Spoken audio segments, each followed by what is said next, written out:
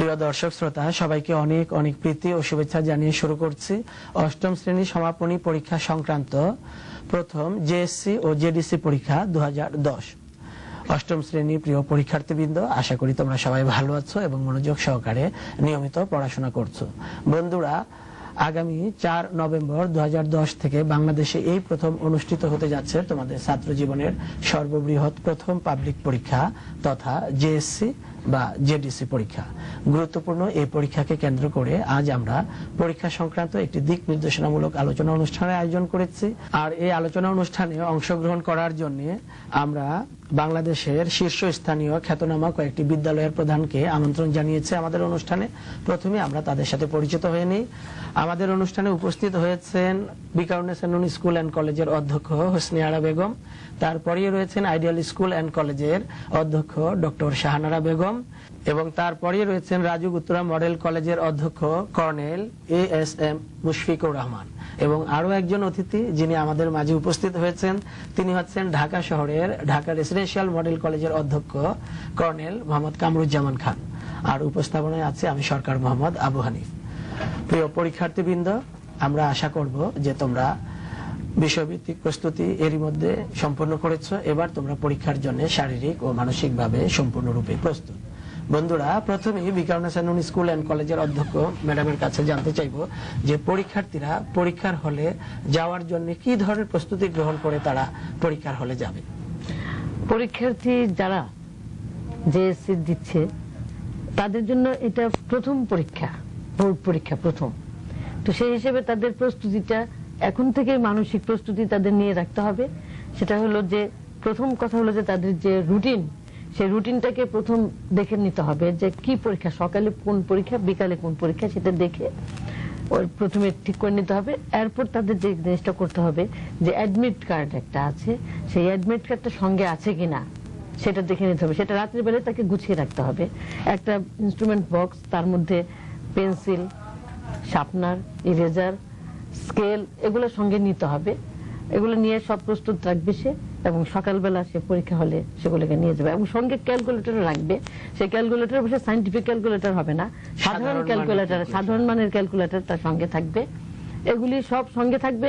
এবং যেহেতু এই তার প্রথম পরীক্ষার দিনটা, সেদিন যদি সে সুন্দরভাবে পরীক্ষাটা শুরু করতে পারে তাহলে পরবর্তী পরীক্ষাগুলোর সময় কিন্তু তার কষ্ট হবে না। এবং আমি ওদের উদ্দেশ্যে বলতে চাই যে যেহেতু ওদের এটা একটা পরীক্ষা, একটা ইম্পর্টেন্ট পরীক্ষা, তারা যেন এই ব্যাপারে কোনো রকমের নার্ভাস না হয়, স্বতঃস্ফূর্ত ভাবে আনন্দ চিত্তে তার জিনিসপত্রগুলো নিয়ে এসে পরীক্ষা হলে যায়। আরেকটা জিনিস তাদের মনে রাখতে হবে, কোন রকম বই খাতা সঙ্গে রাখা যাবে না। সেগুলোকে নিয়ে পরীক্ষা হলে যাওয়া ঠিক নয়।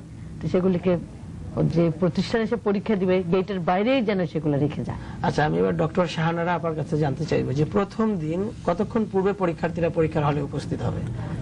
আসলে আমাদের ঢাকা শহরে যারা পরীক্ষা দিবে আমাদের তো প্রচুর যানজট থাকে, এই জন্য সে পরীক্ষার আগের দিন যেখানে তার পরীক্ষার কেন্দ্র সেখানে যে সে তার সিট অ্যারেঞ্জমেন্টটা কোথায় দেখে আসবে। তারপরে তার বাসা থেকে ওই পরীক্ষা কেন্দ্র যেতে কতটুকু সময় লাগে সে আগের দিন গেলে বুঝতে পারবে। তো আর পরীক্ষাটা তো সকাল 10টার দিকে শুরু হয়, তখন রাস্তাঘাট একটু বেশ ভালোই জ্যাম থাকে। তাকে এমন ভাবে বেরোতে হবে যেন পরীক্ষা শুরুর আধা ঘন্টা পূর্বে সে পরীক্ষা হলে যে পৌঁছতে পারে। কারণ এখানে বলাই আছে যে সে পরীক্ষা শুরুর 15 মিনিট আগে খাতা দেয়া হবে। তারপরে এভাবে সে কাজগুলো করবে। সে যদি আরো 15 মিনিট আগে তার কক্ষে প্রবেশ না করে খাতা যদি দিয়ে দেয় তখন সে নার্ভাস হয়ে যাবে। তো এই সময়টা তাকে হাতে নিয়ে বেরোতে হবে। এবং বেরোতে গেলে তাড়াহুড়ার জন্য দেখা যায় যে অনেক সময় কিছু রেখে আসলে আবার পিছনে বাসায় যাবে। এটা না করে তার সাথে যারা থাকে তারা যেন তাকে সেই কাজে সহযোগিতা করে। আমি কর্নেল মুশফিকুর রহমানের কাছে জানতে চাইবো যে পরীক্ষার্থীরা পরীক্ষার হলে যে উত্তরপত্র পেয়ে থাকে সেখানে কভার পেজে বৃত্ত ভরাট করার একটা বিষয় আছে, প্রয়োজনীয় তথ্য, রোল নাম্বার, রেজিস্ট্রেশন নাম্বার ইত্যাদি ভরাট করতে, কিভাবে ওরা এই বৃত্তগুলো ভরাট করবে? এটার কিছু প্র্যাকটিস আগে আমার মনে হয় করানো ভালো, স্কুল লেভেলে কিছু করিয়ে দিলে ভালো। সে বৃত্ত ভরাটের নিয়ম একই, ওই যে ওটা আপনার কালো কালি দিয়ে ভরাট করে, সেটা শেষ কলম বা বল পয়েন্ট পেন দিয়ে করা হয়। এবং ওই রেজিস্ট্রেশন নাম্বার, রোল নাম্বার যেগুলো ডিজিট থাকে সেটার বিপরীতে আবার ওই কোন ঘরের সে বৃত্তটা কারেক্ট ঘরে বৃত্তটা পূরণ করতে হয়, আবার সেন্টার কোড থাকে, সাবজেক্ট কোড থাকে, এগুলো ভরাট করতে হয়। এগুলোর ভরাট করার ক্ষেত্রে কেয়ারফুল না হলে তারা হয়তো এই রেজাল্টটা স্থগিত হয়ে যাবে, কোনো কোনো ক্ষেত্রে আবার বেশি মারাত্মক ভুল হলে ফেলও করে যেতে পারে। কারণ যদি অন্য আরেকজনের রোল নাম্বার দেয়, সেটা যদি সে যদি দেখা গেল যে এইটা তারটাও এই নাম্বার, ওরটাও এই নম্বর, সেক্ষেত্রে দুইটার কার কে পাবে রেজাল্টটা, তখন হয়তো বোর্ডে অ্যানালাইসিস করে বের করতে হবে যে কেন্দ্র কোড কত। আবার যদি একই অন্য কেন্দ্রের হয়, অন্যগুলো ইনফরমেশন ঠিক থাকলে হয়তো ফাইনালি কিছুটা স্থগিত থাকলেও পরবর্তীতে গিয়ে সংশোধন করা সম্ভব হতে পারে। কেন্দ্র কোডের মাধ্যমে সেটা বেরিয়ে আসবে। আমি কর্নেল মোহাম্মদ কামরুজ্জামানের কাছে এবারে এই বিষয়টি নিয়ে জানবো যে এই যে মুশফিকুর রহমান যে বিষয়টি বললেন যে রোল নাম্বার, রেজিস্ট্রেশন নাম্বার এগুলো লিখবে এবং ভুল ত্রুটির যে বিষয়টি আসলে যদি কোনো পরীক্ষার্থী ভুল করে ফেলে সেক্ষেত্রে সংশোধনের কোনো উপায় আছে কিনা? অবশ্যই সংশোধনের আছে, যে সেটা হচ্ছে যে যেটা ভুল করলো ভুলটা থেকে যাবে, কিন্তু সংশোধন করে সঠিকটা সে লিখে দিলেই হবে। খাতার উপরে যেখানে সে সংখ্যাটা লিখলো 2, 4 বা যেটা হোক সেটা কেটে উপরে লিখে ওই বৃত্তটা আবার ভরাট করতে হবে। আচ্ছা, অতিরিক্ত খাতা নেওয়ার কোনো নিয়ম আছে কিনা? অতিরিক্ত খাতা নেওয়ার নিয়ম আছে, সে খাতা নিতে পারবে। খাতার উপরে একটা ক্রমিক নম্বর থাকে, আর যে ওয়েমারের যে টপ পেজ যেটা, সেখানে অতিরিক্ত খাতার একটা কলাম আছে, সেখানে 1, 2, 3, 4, 5 এরকম সে অনেকগুলো 8, 9টা খাতা নিতে পারবে। একটা হলে সে একটা প্রথম বৃত্তটা ভরাট করে খাতার নম্বরটা লিখবে, সেকেন্ড যদি 8টা নেয় দ্বিতীয় বৃত্তটা ভরাট করবে, আবার নম্বরটা লিখবে, এইভাবে। আর খাতার উপরে 1, 2, 3 যদি লিখে রাখে তাহলে তার নিজের জন্য যখন সেলাই করবে সিরিয়াল থাকলে সুবিধা হবে। আচ্ছা, এবারে যে বিষয়টি আমরা জানবো সেটা হচ্ছে একজন পরীক্ষার্থী যদি তার প্রবেশপত্র কিংবা রেজিস্ট্রেশন কার্ড যদি হারিয়ে ফেলে তাহলে কি সে পরীক্ষা দিতে পারবে? কিভাবে? সে তৎক্ষণাৎ সেটা তার প্রতিষ্ঠান প্রধানকে জানাবে যে আমার হারিয়ে গেছে। প্রতিষ্ঠান প্রধান তাকে তৎক্ষণাৎ একটা কাগজে লিখে দিবেন, অথবা থানায় জিডিতে তো পরে, কারণ হারিয়ে গেল সময় থাকে না, তখন সেটা আপনার প্রতিষ্ঠান প্রধান ওভার টেলিফোন বলে দিলেন যে আমার এরকম স্টুডেন্টের একটা অ্যাডমিট কার্ড হারিয়ে গেছে, তাকে পরীক্ষা দেওয়ার সুযোগ দেওয়া হোক। হ্যাঁ, একটা জিনিস থাকে, যে কেন্দ্রে সে পরীক্ষা দিচ্ছে সেখানে কিন্তু একটা লিস্ট পাঠানো হয়, এখানে কারা কারা পরীক্ষা দিচ্ছে, তার রোল, রেজিস্ট্রেশন নাম্বার, তালিকা থাকে, সেখানে থাকে। ইচ্ছা করলে ছাত্র তো তখন নার্ভাস থাকে, যদি তাকে সাহস দেওয়ার জন্য কক্ষ পরিদর্শক বা ওইখানে হল সুপার যিনি থাকেন উনি যদি ওকে পরীক্ষা বসিয়ে দেন, তারপরে উনি নিজে ছাত্রকে বাদ দিয়ে নিজেই যদি ব্যবস্থাগুলো করেন, তাহলে আর ছাত্র কোনো এখানে কর্তৃপক্ষের সাথে যোগাযোগ করবে, কেন্দ্র প্রধান বা কেন্দ্রের কোনো অনেকগুলো পথই আছে, এটা অবস্থার উপর নির্ভর করে। যেমন আমাদের কলেজে, আমি জানি অন্য স্কুল কলেজে হয়তো তাই করে, আমরা তাদের যে প্রবেশপত্র সেটার একটা ফটোকপি অফিসে রেখে দেই। যদি বাই চান্স আমাদের কোনো ছেলে মেয়ে হারিয়ে ফেলে, পুড়ে ফেলে, একজন গত বছর একটা কেস হয়েছিল যে করতে গিয়ে বা লেমিনেট করতে গিয়ে ওটা পুড়িয়ে ফেলেছে, মূল কপিটাই পুড়িয়ে ফেলেছে। তখন আমরা ফটোকপির থেকে আর একটা ফটোকপি করে অ্যাটেস্টেড করে আমি দিয়ে দিয়েছি তাকে, সেটা তারা তবে ছাত্রছাত্রীরা অ্যাডমিট কার্ডটাকে লেমিনেটিং করবে না, ওইটা করার প্রয়োজন না করাই ভালো। এক্ষেত্রে কি একটি বিষয় আমরা বলতে পারি যে রেজিস্ট্রেশন কার্ড এবং যে অ্যাডমিট কার্ড আছে এগুলোর একাধিক ফটোকপি করে ওরা প্রতিষ্ঠান প্রধান করতে সেগুলোকে সত্যায়িত করে ওরা রাখতে পারে, নিজের কাছে রাখতে পারে। দরকার নেই, এটা একটা ঝামেলা। 1000 ছাত্র যদি থাকে তাহলে 1000 এর আপনি ফটোকপি করা 1000 না, পরীক্ষার্থী নিজেরটা নিজে করে রাখবে, নিজেই সত্যায়িত করতে হবে কাকে দিয়ে, ওটা সে ফটোকপি তার কাছে রেখে দিতে পারে, সত্যায়িত দরকার নেই, প্রয়োজন হলে না করলেও চলবে, সত্যায়িত দরকার নেই। কিন্তু যদি প্রয়োজন হয় পরবর্তীতে করা যাবে।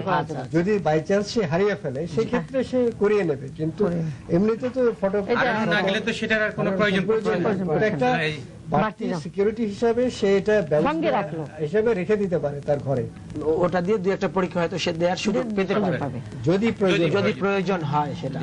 এবারে যে বিষয়টি আমরা জানবো সেটা হচ্ছে পরীক্ষার্থীরা পরীক্ষার খাতায় তারা তো উত্তর করে থাকে এবং এই উত্তর পরীক্ষক যখন মূল্যায়ন করে থাকেন দেখা যাচ্ছে যে নানান রকমের ভুল ত্রুটি পরিলক্ষিত হয়ে থাকে। তো আপনাদের দীর্ঘদিনের শিক্ষকতার আলোকে আপনারা বলবেন কি যে পরীক্ষার্থীরা সাধারণত কি কি ভুল ত্রুটিগুলো পরীক্ষার খাতায় করে থাকে? ওরা মানে আমরা যেটা দেখি লেখার সময় ধর যেটা এখানে সৃজনশীল আছে ক খ গ ঘ হবে, এখন এটা কি 1 নম্বর প্রশ্নের ক খ না 2 নম্বর, মানে ওরা লিখে গেল ক খ গ। আবার অনেক সময় এই সিরিয়ালটা তারা ক্রমটা মেনটেন করে না, Break করে হয়তো ফেলে।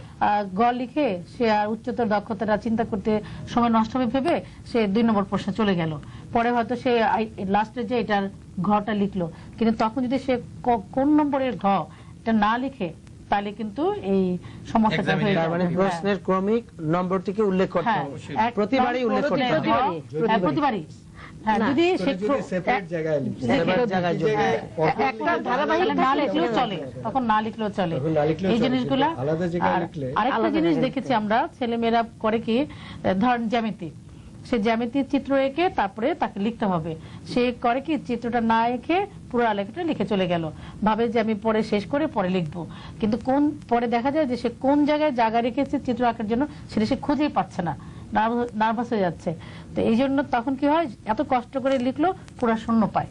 এই জন্য যতটুকু লিখুক চিত্রের মধ্যে একটা নম্বর আছে জ্যামিতিতে, এই জন্য পুরোটা প্রথম থেকে শুরু করা উচিত, আর নয়তো পরিশ্রমটাই বৃথা চাই। এগুলো আচ্ছা, আছে চিত্রের যে বিষয়টি আসলো, চিত্রের জন্য আলাদা কোনো নম্বর যেটা থাকে আমি কি? মনে করি জ্যামিতির ক্ষেত্রে তো চিত্রের আগে দেওয়া উচিত, কারণ জ্যামিতির যে তার যে ফিগারটা সেটা আগে দিলে তার পক্ষে লেখাটা কোনটাকে কোন দিচ্ছে সেটা যদি ফিগারটা আগে না থাকে এ বি সি কোনটা, তাহলে তো তার লেখা অনেক ডিফিকাল্ট হয়ে যাবে। তার তো জ্যামিতিতে তো চিত্র প্রত্যেকবারই অনেক প্রথমেই চিন্তা লিখবে, করতে হবে। সাধারণ নির্বাচনের পরেই সে চিত্র লিখবে, আঁকবে, সাধারণ আর নির্বাচনের যদি পরেই সে চিত্র construction হয়, লিখবে। তাহলে তো মূল এবং কাজই এই হলো তার চিত্রটা কি চিত্র। বাম দিকের পেজে ডান দিকের পেজে এরকম কোনো নিয়ম আছে? বাঁ দিকের পেজে ভালো হয়। বাঁ দিকের পেজে লিখলে ভালো ভালো হবে। হয়। যে আচ্ছা, সকল প্রশ্নের মধ্যে লেখা থাকে চিত্র সহ উত্তর লিখেন, সেখানে কিন্তু চিত্রের জন্য স্পেসিফিক নাম্বার থাকে। এটা গণিত বিষয়ের বাহিরে বিষয়টা লেখা বিজ্ঞানে থাকে না। থাকতে পারে, ভূগোলে থাকতে পারে, অন্যান্য বিষয়ের মধ্যে চিত্র গণিত থাকে। বিষয়ে লেখা থাকে না, যেখানে চিত্র সহ লিখুন সেখানে চিত্র দেওয়া কিন্তু বাধ্যতামূলক, আর যেখানে চিত্র মেনশন করা থাকে না প্রশ্নে সেখানে চিত্র দিলে পরীক্ষা অবশ্যই বেশি নম্বর পাবে। সেক্ষেত্রে চিত্রের জন্য কি কোনো নম্বর বরাদ্দ করা হয়? যদি চিত্রের কথা উল্লেখ করা না থাকে, প্রয়োজন থাকলে মানে নম্বর credit উল্লেখ হবে। না থাকলে যদি কিন্তু এটার সাথে overall- সংশ্লিষ্ট চিত্র থাকে তাহলে প্রশ্নের মানটা মানটা উন্নত হয়। ওভারঅল অবশ্যই। প্রশ্ন হয়তো উত্তরটা কেউ কি ভালো 2 হয়। এর মধ্যে 1.5 দিল, তাকে 2 দুই দিয়ে দিন। এটা এটা হবে। একটা চিত্রটা খুশি হয়। অতিরিক্ত নম্বর চিত্র- গ্রহণ করতেই পারে। জি। চিত্রে একটা প্রশ্নের গুরুত্ব এবং প্রশ্নের মান কিন্তু বাড়িয়ে দেয়, বাড়িয়ে সুতরাং দেয়, চিত্র অনেক বাড়িয়ে একটা দেয়। বড় গুরুত্ব। আচ্ছা, চিত্রের একটি গুরুত্বপূর্ণ ভূমিকা আছে, হাতের লেখারও তো এই ধরনের ভূমিকা হ্যাঁ, আছে। অবশ্যই আছে। হাতের লেখার প্রসঙ্গে যদি আপনারা কিছু বলেন, হাতের লেখার বিষয়ে যে কথাটা কি আমরা ধরনের বলবো, হাতের লেখা হওয়া হাতের লেখাটা হলো যে স্পষ্ট সুন্দর হতে হতে হবে, স্পষ্ট হতে হবে। স্পষ্ট হতে হবে। অনেক ছোট এবং কোনো ছাত্র খুব ছোট্ট করে তাবিজের মধ্যে না, চিত্র একটা- লেখে, আবার কি অনেক বড় বড় করে একটা লেখে। স্ট্যান্ডার্ড সাইজ বড় হলো কি In খাতাটা between gap পরিষ্কার থাকতে হবে। পরীক্ষা থাকতে হবে। যেমন একটা স্পষ্ট পেজের হতে ভিতরে কাটাকাটি করা যাবে না, কাটলে একটা নাই কাটতে হবে। একটা পেজের ভিতরে 15 লাইনের বেশি যাবে না, 15-16 লাইন লিখবে। একটা শব্দ থেকে আরেকটা শব্দ, একটা বাক্য থেকে আরেকটা বাক্যে যদি সমান দূরত্ব থাকে তাহলে হাতের লেখাটা সুন্দর হবে এবং স্পষ্ট হবে। লাইনগুলি যেন বাঁকা তাতে- না হয়, হ্যাঁ, লাইনটা বাঁকা না সোজা হয়। হতে হবে, সোজা দুই হবে। লাইনের মাঝখানে একটু গ্যাপ থাকতে হবে, হাফ ইঞ্চ গ্যাপ হলে ভালো আবার হয়। আরেকটা জিনিস দেখা যায়, কিছু কিছু ছাত্রছাত্রী প্রবণতা থাকে যে অতিরিক্ত কাগজ নেওয়া, এবং সে সেখানে লিখতে থাকে যে এক লাইনে হয়তো 4টা শব্দ লেখে এইভাবে, আর এক পৃষ্ঠায় 5টা 6টা লাইন লিখে, আমি সে সেটাই কিন্তু বললাম। তার অপচয় হয় এবং এক্সামিনার কিন্তু সে এটা বুঝে বিরক্ত গেছে হয়ে যে যায়। অনেক বেশি না, লিখেছে, সেই জন্য এরকম বুঝে তাকে গেছে। 15-16 হয়ে পরীক্ষক যায়। এটা কিন্তু ভালো চোখে দেখেন না, হ্যাঁ, একজন আরো তো পরীক্ষক সময় বেশি কিন্তু এটা লাগে, ভালো- কারণ পরীক্ষকও কিন্তু এটা খুব extra বিরক্ত sheet হয়ে দিতে যায়, হলে তার মানে কিছু তথ্য তাকে দিতে হয়। হয়তো তার অভ্যাসটাই ওই রকম, কিন্তু তাকে এটা মানে 3 ঘন্টার পরীক্ষা হলে লিখতে হলে ধৈর্য সহ সব লেখার সব পাতার লেখা একই রকম হবে, এরকম ভাবে অভ্যাসটা করতে হবে। মানে যার খাতা আপনার প্রথম থেকে শেষ পর্যন্ত একই ধারায় থাকে, পরীক্ষক সেই খাতা দেখে খুব খুশি হন এবং এবং নম্বরটা খাতায় ভালো মার্জিন আসে। রাখতে হবে, মার্জিনের ভিতরে লিখতে হবে যে 1 2 3 যে ক খ গ এগুলো যেন মার্জিনের ভিতরে থাকে, অথবা একটা প্রশ্ন শেষ হলে একটু গ্যাপ দিয়ে আরেকটা প্রশ্নের উত্তর এভাবে লিখলে। আচ্ছা, পরীক্ষার্থীরা পরীক্ষার খাতায় কি ধরনের কালি ব্যবহার করবে, কোনো বাধ্যবাধকতা আছে কিনা যে এই রঙের কালি ব্যবহার অবশ্যই করতে এটা হবে? কালো কালি কিন্তু- কালো বা নীল। কালো বা নীল কালো ব্যবহার কালিতেই করে। পরীক্ষা দেওয়াই সমীচীন, হ্যাঁ। এটা বল পেন হলে ভালো হয়, ভালো হ্যাঁ, আমরা এটাই সাইন বলবো। পেন ব্যবহার করতে পারবে না, কিনা ওরা? সাইন পেন যেটা কালার সুপ করার করবে, জন্য। মানে করার এটা মতো ব্যবহার সাইন করা পেন ঠিক না। ব্যবহার করা ঠিক না। আপনি যেটা ব্যবহার করছেন এটাতে সোক করছে না, হ্যাঁ। সুতরাং এই ধরনের হালকা হলে এটা ব্যবহার করা যায়, না হলে অন্য কালারেরই কলম দিয়ে এটা একটু বাঁকা করে নিচে আন্ডারলাইন করে দিতে তার হবে। মানে কালো কালি দিয়ে উত্তর লিখলো আর নীল কালি দিয়ে আবার mark করে তারা নিলো, mark সেটাই করে সুন্দর হয়। বিভিন্ন পয়েন্টগুলোকে আর হাইলাইট করার জন্য কাগজগুলা খাতার নীল কালি দিয়ে কাগজগুলা underline করে দিল। খাতার কাগজগুলো এত পাতলা যে এটা যদি কালি কলম দিয়ে লিখে তাহলে হয়তো সে আর আরেক পেজে লিখতে পারবে না। আবার আমরা অনেক সময় দেখি অনেক ছেলেরা খুব জোরে জোরে লিখে, তার অপর পেজে দেখা যায় যে সেটা মানে ইমপ্রেশনটা চলে আসে। হ্যাঁ, বিপরীত পেজে সৌন্দর্য হ্যাঁ, নষ্ট হ্যাঁ, হয়ে নষ্ট যায় হয়ে যায়। সেক্ষেত্রে। এই দিকটাও ছাত্রদের খেয়াল রাখতে হবে যে আচ্ছা, এবারে আমরা যে বিষয়টি জানবো, পরীক্ষা চলাকালীন সময় পরীক্ষার্থীদের রুটিনটা কি ধরনের হওয়া উচিত, কিভাবে পড়াশোনা করবে? কারণ আমরা লক্ষ্য করেছি যে অনেক পরীক্ষার্থী রাত জেগে পড়াশোনা করে, হ্যাঁ, তো এটা কি তাদের জন্য মঙ্গল বয়ে আনে কিনা? না না, কখনই না। পরীক্ষার্থী কখনই রাত জেগে পড়াশোনা করবে না। যদি রাত জেগে পড়াশোনা করে তাহলে তার একটা বমি বমি ভাব হয়ে যায়, পরের দিন পরীক্ষা হলে গিয়ে সে মাথা ঘোরায়, তার সে পড়াশোনা করতে পারে না। ছাত্রের জন্য সেক্ষেত্রে অভ্যাসের অভ্যাস, আর অভ্যাসটাই না হলেও পরীক্ষার সময়ে এই ক্ষেত্রে আমি আরেকটা কথা বলবো একটু দেরিতে ঘুমায়। যে আমরা দেখেছি যে রুটিন 2 দিন আছে 2 বেলা পরীক্ষা, তো মাঝখানে যে সময়টা আছে সেই সময়টা কিন্তু সে বাসায় দিতে পারছে না, এবং অভিভাবকদেরও কিন্তু কেন্দ্রের ভিতরে ঢুকতে দেওয়া হবে না, ভিতরে ঢুকতে দেওয়া হবে না। অনেককে দেখা যায় যে এই সময় খুব রিচ ফুড খাবারগুলো নিয়ে আসে, ফাস্ট ফুড খাবার নিয়ে আসে, এই ধরনের খাবার খেয়ে সে আবার পরবর্তীতে 3 ঘন্টা পরীক্ষা দিবে, তার জন্য ওই সময় ক্ষতিকারক হতে পারে। অসুস্থ হয়ে এই জন্য যেতে পারে। বাবা মাকে খেয়াল রাখতে হবে যে তাকে এই সময় খুব হালকা পাতলা লিকুইড জাতীয় খাবার বা হালকা খাবার বা কোনো ফ্রুটস এটা যাতে দেওয়া হয়, সেখানে ওই সময়টুকু কিন্তু সে একটু তার পড়া রিভিশন দিবে, বাইরে বেরোবে, সে কেন্দ্র থেকে বাইরে বেরোতে পারবে কিন্তু বাবা মাকে কেন্দ্রের ভিতরে ঢুকতে দেওয়া হবে না। তো এই আর যেদিন 2 বেলা পরীক্ষা, এমনিতে তো সে বেশি রাত জাগতে পারবে না, বেশি রাত জাগলে তার একটু অসুবিধা হবে। আবার এর ক্লান্তি মধ্যে থাকবে, পরীক্ষার সময় আবার ক্লান্তি এর মধ্যে লাগবে ওই পরীক্ষা ছাড়া, ওই 2টা ছাড়াও আরো 2 দিন পরীক্ষা আছে বিকেল বেলা, বাকি 2 দিন আছে সকাল বেলা। তো সাধারণত স্কুলে তারা পরীক্ষা দিলে এক রিদমে দেয়, হয় সকালে দেয় অথবা বিকেলে দেয়। এই জন্য রুটিনটা খুব ইম্পর্টেন্ট, তারা টেবিলের সামনে রাখবে এবং বাবা মাকে ওইটা খেয়াল রাখতে হবে যে কোন টাইমে পরীক্ষা, সেই টাইমে তাকে পরীক্ষার কেন্দ্রে পৌঁছানো, কোন দিন কোন তারিখে কোন বেলা পরীক্ষা, সে বিষয়ে একটা জিনিস, সম্বন্ধে সচেষ্ট পরীক্ষার হতে আগের হবে। দিন রাতে কিন্তু মানে যতদূর সম্ভব একটা রিভিশন দিতে হবে, তাহলে কিন্তু ওই যে মেমোরিতে যখন থাকবে কোন লাইন বা কোনো একটা ভালো জিনিস পয়েন্ট মিস করবে না। এই জন্য পরীক্ষার আগের রাতে চেষ্টা করবে সেটা Just revision দেওয়ার জন্য। তবে বেশি রাত জেগে নয়, হ্যাঁ, সেটা বেশি রাত জেগে না। রাত জাগতে জাগার কথা আমরা বলি। যার যতক্ষণ অভ্যস্ত। ছাত্রদের অভ্যাসের উপরে অনেকটা নির্ভর করে, কোন ছাত্র বেশি রাত্রে জেগে থাকলে তার অসুবিধা হয় না, আবার কারো কিন্তু বেশি রাত্রে জাগলে অসুবিধা হয়, তবে তার রিভিশন দেওয়াটা কিন্তু একটা তবে এইবার কিন্তু একটু অন্যরকম। 2টা পরীক্ষা আছে একই দিনে, বাংলা ইংরেজি। তো এখন পুরো সিলেবাস যদি তার রিভিশন দিতে হয় তাহলে কি সময় কুলাবে? আমার মনে হয় তাহলে সেক্ষেত্রে ইম্পর্টেন্ট বেছে বেছে যেগুলো বেশি ইম্পর্টেন্ট মনে করে সেগুলো দেখাই ভালো, আর বাকিগুলো তার তো তা তো আগের জানতেই memory হবে। করে হ্যাঁ, করে এখানে লিখতে হবে। বন্ধ আছে মনে হয়, একদিন বন্ধ আছে, আর যে প্রথম যেটা হলো তার আগে থেকে বন্ধ পাচ্ছে, এরপরে যে পরীক্ষাটা আছে তার আগেও একদিন, হ্যাঁ তার আগেও একদিন বন্ধ আছে। আচ্ছা, এই তো পরীক্ষার্থীদের নিয়ে কথা বলছে, অভিভাবকদের ভূমিকা কি আছে এই পরীক্ষার্থীদের ব্যাপারে? অভিভাবকরা কি আমি করে? বলবো অনেক ক্ষেত্রে একটু বেশি উৎসাহী হয়ে তারাও ছেলে মেয়েদেরকে বেশি প্রেশার দেয়, অনেক সময় বেশি পড়তে বলে, কিন্তু কোনো কিছুই মাত্রা একটু ভালো না। তাদের বরং খাবার দাবার এর দিকে খেয়াল রাখতে হবে, তারা যেটা সিম্পল ফুড খায়, সিজন চেঞ্জ হচ্ছে, মানে যাতে সর্দি না লাগে, জ্বর অসুস্থ না হয়, খাওয়ার দিকে এদিকে খেয়াল রাখতে হবে বেশি, এবং ওই সে ঠিক মতো পরীক্ষার হলে যে কথাগুলো আগে বলা হয়েছে সব জিনিস নিয়ে যাচ্ছে কিনা, তারাও সাথে যেতে পারে, এবং ওই যে ইন বিটুইন যে খাওয়া দাওয়াটা কেমন হবে, এই বিষয়গুলো আমার মনে হয় তাদের বেশি নজর রাখা উচিত, আর সাহস দেওয়া উচিত বাচ্চাদের যে ভালো করবা, তোমরা এত ঘাবড়াবে না, ভালো করবে, ভয় না, পেও না। এটা না, হলো ভালো আমি করার সবচেয়ে অভিভাবক বড় যেটা একটি করে, বিষয় হচ্ছে, সুস্থ কারণ রাখা। ওদের কিন্তু সৃজনশীল এবং বহু নির্বাচনী দুটি মিলে কিন্তু ওদের 5 নম্বর নির্ধারণ করা হচ্ছে। হ্যাঁ, খুব সহজেই ভালো এখানে করতে দুটি পারবে। মিলে ভালো করতে 33 নম্বর অনায়াসে কিন্তু একজন হ্যাঁ, পরীক্ষার্থী হ্যাঁ, পেয়ে ওই যাবে। সৃজনশীল তাই না? দিয়েই চলে আসবে। তবে অভিভাবকদের বিষয়ে আমি একটু কথা বলতে চাই। তারা এতদিন যা করে ফেলেছেন সেটা তো রিটার্ন আনা যাবে না। আনা যাবে না। কষ্ট দিয়েছেন বা বেশি খাটিয়েছেন, যাই করছেন সেটা আমরা রিটার্ন আনতে পারবো না। তো আমি এখন অভিভাবকদের কাছে এটুকু অন্তত আবেদন করবো যে আপনারা এদেরকে এখন আর প্রেশার না দেওয়াই ভালো। যা শেখানো হয়ে গেছে সেটাই হালকা Just পাতলা revision যাতে দিতে রিভিশনটা যাতে হয়। ছাত্রদেরকে নতুন কিছু উৎসাহিত পড়ার, দেওয়া এবং হ্যাঁ, সাহস দেওয়া যে নতুন কিছু পড়ার এখন আর সময় নেই। আমি একটা কথা বলবো যে যেহেতু এটা ক্লাস 8, হ্যাঁ, ওদের বয়স কিন্তু খুব বেশি না। এসএসসি পরীক্ষা যারা দেয় তারা তো মনে করে 10 বছর পর আবার একটা পাবলিক পরীক্ষা হবে, আর জেএসসি পরীক্ষাটা এবার হঠাৎ করেই বলা হয়েছে এবং এটা ঢাকা বোর্ড পরীক্ষাটা নিচ্ছে, পুরো একটা সার্টিফিকেট পাবে।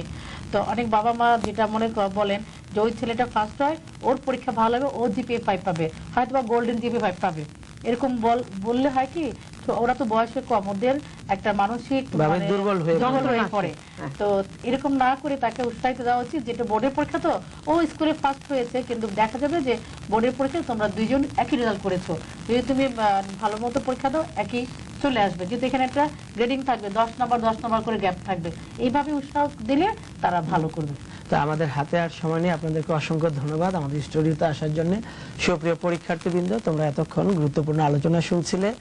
তোমাদের উদ্দেশ্যে যে বিষয়টি বলবো, তোমরা যা পড়েছো সারা বছর, তো সেই পড়ার উপরই প্রস্তুতি নিয়ে এখন জেএসসি পরীক্ষা বা জেডিসি পরীক্ষায় তোমরা অংশগ্রহণ করবে। কর্নেল মুশফিকুর রহমান এবং কর্নেল কামরুজ্জামান জোর দিয়ে যে বিষয়টি বলছিলেন যে নতুন করে নতুন কিছু পড়ার সুযোগ নেই, যেগুলো তোমরা শিখেছো পড়েছো ওগুলোই বারবার রিভিশন দিয়ে তোমরা যাবে। তবে অধিক রাত জেগে কোনো অবস্থাতেই তোমরা পড়ালেখা করবে না, কারণ এতে স্বাস্থ্যের হানি হতে পারে। আর খাওয়া দাওয়ার ব্যাপারে তোমরা সচেষ্ট হবে। অভিভাবকদের উদ্দেশ্যে বলবো, আপনারা অবশ্যই এই ছোট পরীক্ষার্থীদেরকে আপনারা ওদের প্রয়োজনীয় পরীক্ষা উপকরণগুলো আপনারা গুছিয়ে দিবেন, ওদের এডমিট কার্ড, রেজিস্ট্রেশন কার্ড, এবং কোন দিন কোন তারিখে কখন কোন বেলায় কি পরীক্ষা আছে এই ব্যাপারে আপনারা সচেষ্ট হবেন। এবং পরীক্ষার হলে যেতে কতক্ষণ সময় লাগবে সেটা পূর্ব থেকে আপনারা নির্ধারণ করে রাখবেন, যাতে পরীক্ষার হলে পৌঁছতে কোনো অবস্থাতেই বিলম্ব না হয়। আপনারা সবাই ভালো থাকেন, সুস্থ থাকেন। পরীক্ষার্থী বন্ধুরা, তোমরা কাঙ্ক্ষিত ফলাফল অর্জন করো এই প্রত্যাশায় আজকের অনুষ্ঠান এখানেই শেষ করছি। আল্লাহ হাফেজ।